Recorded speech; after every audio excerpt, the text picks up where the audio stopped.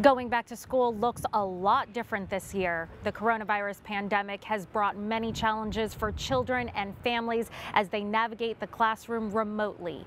We chat with a child psychiatrist on how you and your family can cope with distance learning. It's safe to say we'd all like for things to go back to how they were, but for now, that time is unknown. Dr. Patrick Shea is a child and adolescent psychiatrist and an assistant clinical professor at UCSF Fresno.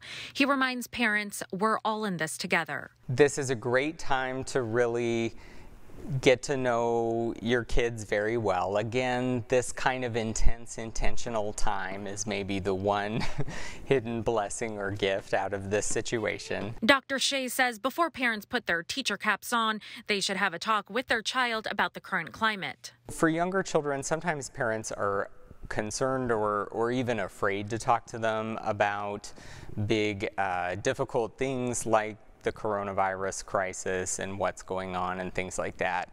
But don't be afraid to talk about it at all, because young children, when parents just refuse to acknowledge it, they tend to assume the worst.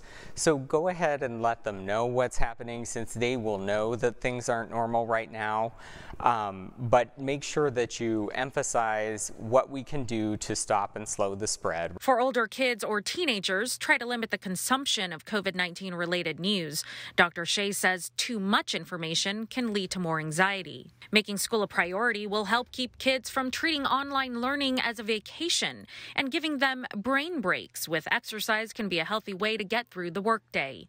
But Dr. Shea says children are still losing out on the crucial social aspect of school. So one of the most important things I think parents can do is really encourage their kids to find ways to stay connected to especially their circle of close friends. The good news is that today's kids and teenagers have a lot more ways to do that than maybe we did 20 or 30 years ago. Dr. Shea says don't worry about too much screen time in this moment.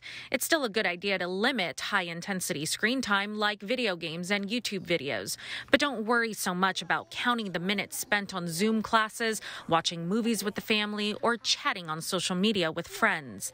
And remember, give yourself grace as a parent and substitute teacher. Just be patient with yourself. Have a lot of compassion for yourself too, right? Because this is a very, very difficult situation.